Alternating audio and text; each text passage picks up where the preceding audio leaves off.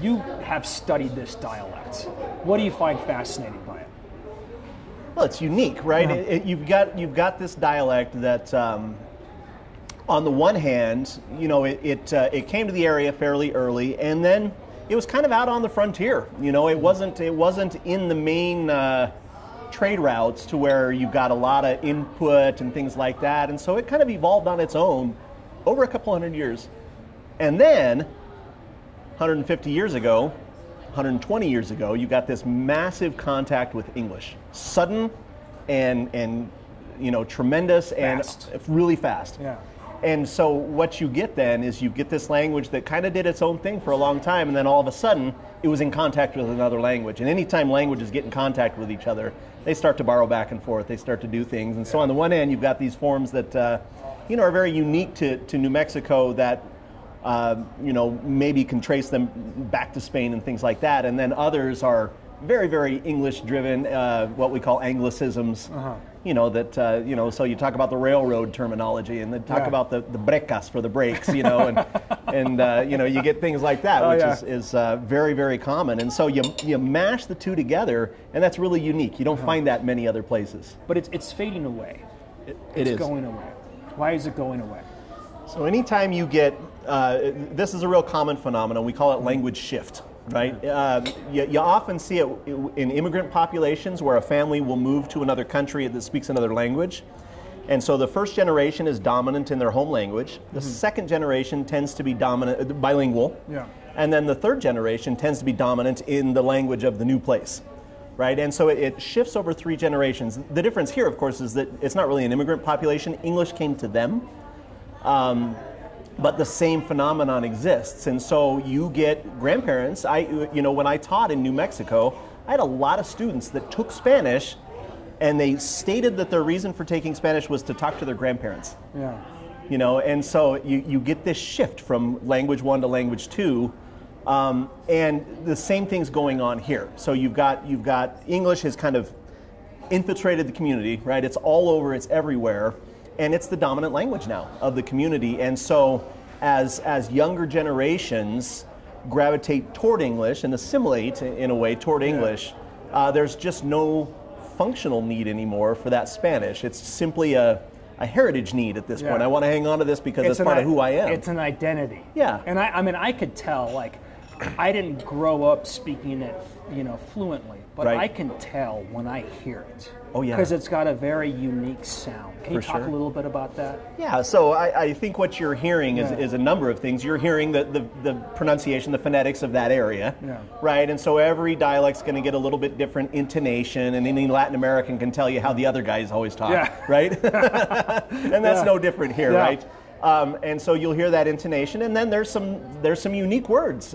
Like with any dialect, there's unique words here that you don't hear elsewhere. When the Spaniards came over to the Americas, they adopted a lot of maritime terminology that then became normal. So like to tie your shoes is a totally different word in Spain than it is here, and the word that's used here is the same word that's used for to tie up a boat. It's amarrar. Amarrar los zapatos, right? Or amarrar los cordones, and so that's the kind of thing that, because of the experience now, we've got new terminology. And then, of course, spending all this time in the New World, you get all these borrowings from New World languages, right? Either terminologies that simply didn't exist in the Old World, flora, fauna, animals, food. Chocolate is my favorite, right? Chocolate, right? That's the best, right? But then you also get new ideas here, and then again, when you put the English in contact with it, there's things like. So in New Mexico or in southern Colorado, to watch TV, the verb to watch is not the verb that you would hear in most other places. It's the same verb that you would use to watch the children, to take care of the children. So cuidar, to take care of, is to watch TV, cuidar la televisión. So unique. Yeah, it's very unique. So unique. Yeah. And I like what you said. It's how English came to this region. It wasn't this language coming into a speaking or to an English speaking area. Right. It was English coming into this place. Yeah. Where this dialect has been there since the 16th century. Yeah, so that 1598 is when Spaniards first entered the area. They settled. There was a period in the late 17th century during the Pueblo Revolt when everybody kind of had to get out. Yeah. But then they came back in about 1698, and they've been here ever since. The families, you know the family names, right? The Bacas and the Sanchez's and those families have been here forever and ever. Growing up around the language, I always heard this urban legend. Maybe it's an urban legend. I don't know if that's the right way to categorize it. Where there was a case where people in Spain had to use people in New Mexico to help study the old Spanish there because the language was so well preserved. I don't know if that's true. I don't know as an academic if you've heard of that, if that has a kernel of truth to it. It's a bit of an urban myth, for sure. It is. So I am right to you are. Okay. You are. Okay. You're right. So what you're hearing there is so every variety of Spanish has what we call archaisms, right? So it's old words that once upon a time were used everywhere, and then people quit using words for one reason or another, but a lot of times they'll stay put in an area. And so what you get in southern Colorado and New Mexico is these archaisms that are unique to this area, and people hear those and think that's old Spanish because you don't hear them anywhere else.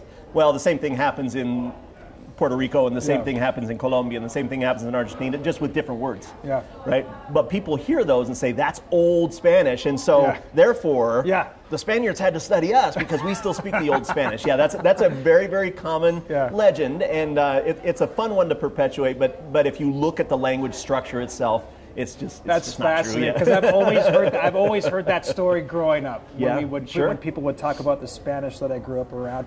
I got a funny story. So one of my favorite words in this dictionary is the word. Let me look it up. I'm going to look it up. And you tell me what you think of this word, because when I was a kid, I went to go take a Spanish test, and I used this word in the Spanish test, and of course I was learning, modern day Castilian Spanish in middle school, and I put this on the test, and my teacher told me I was wrong, and I was like, no, I'm right.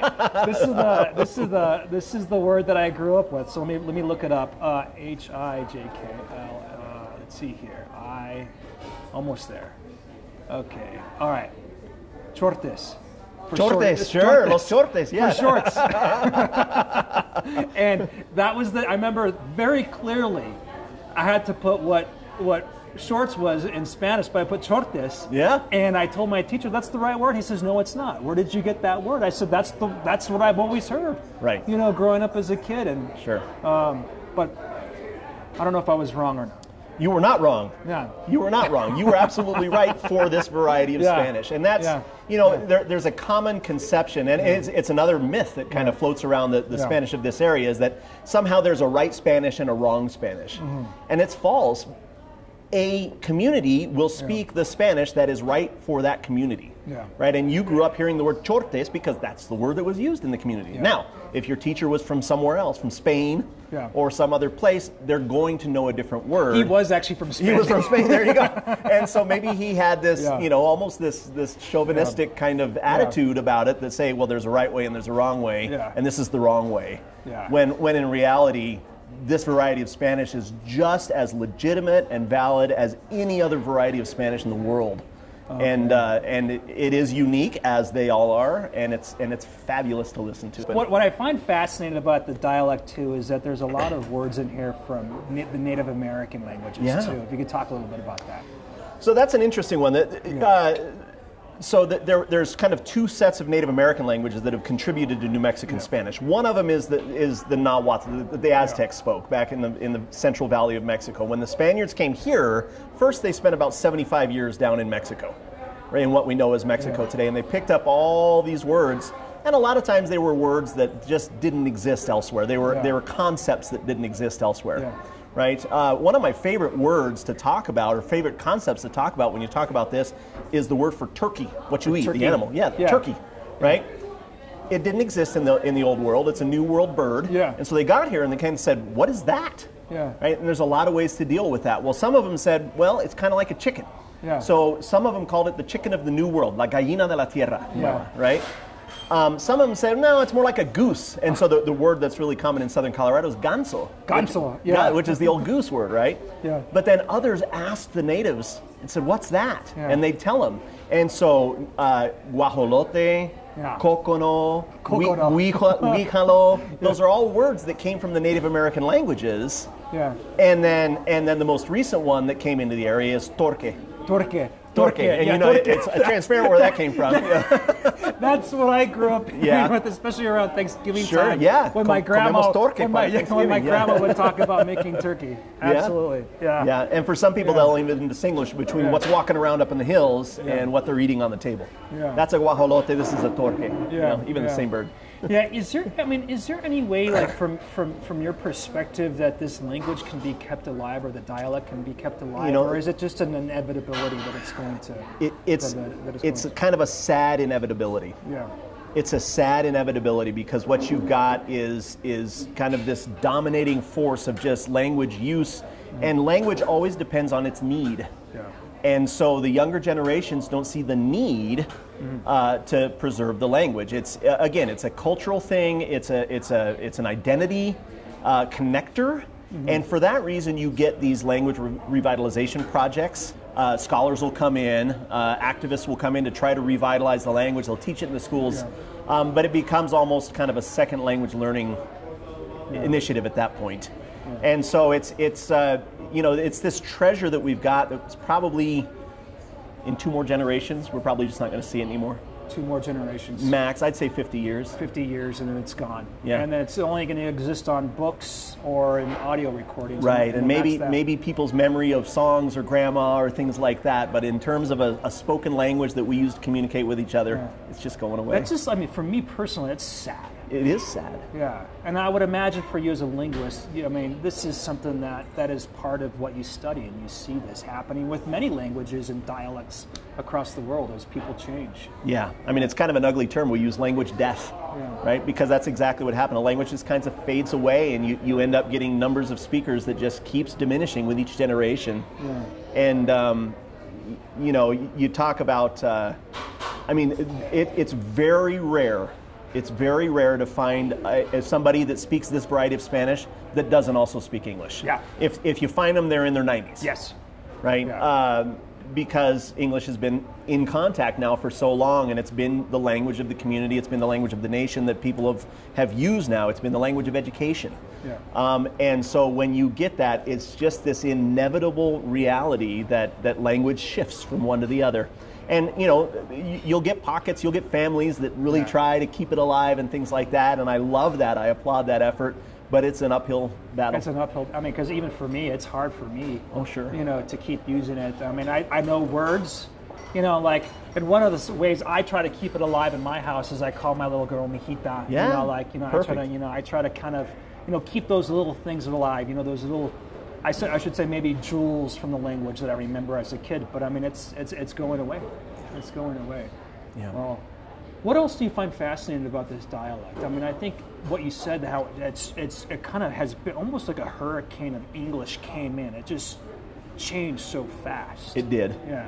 It did, right? And so it's you especially with newer concepts, right? So you get some concepts, it's almost exclusively English that you hear about. Anything that deals with technology, sports, pop culture, even the railroad, some of these things that are, in the last century in this community, they were introduced, it's going to be English.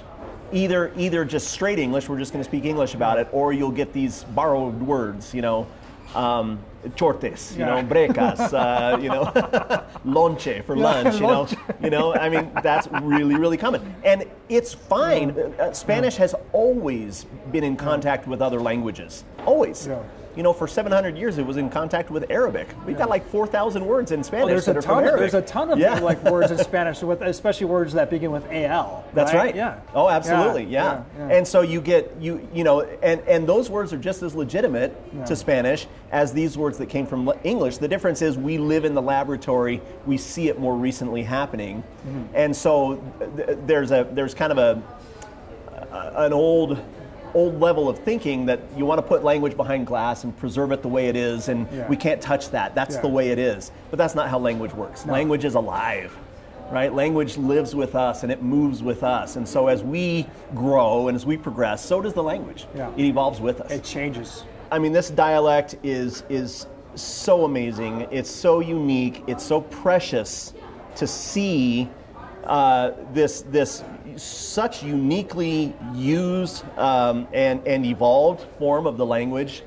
that it is every bit as valid as any other variety of Spanish out there. And it's you talked about change for the good or the bad. The only bad is that we're losing it, that it's going away. Yeah. Right, but what it is a beautiful thing, and it's it's worthy of all of our admiration and affection. And if you have any inkling at all toward the Spanish language, go and learn about it while it's still there. I could tell you're very passionate about it. I love it. Yeah. I love it. If you want to know about the history of Colorado, you have to know about the Spanish speakers in the South. The oldest European settlement in this state is San Luis. That's where people first were, in Colorado. Later, they came up to the Front Range and things like that. But, and you've got the families that have lived there ever since the 1850s there in southern Colorado, and they were in New Mexico before that.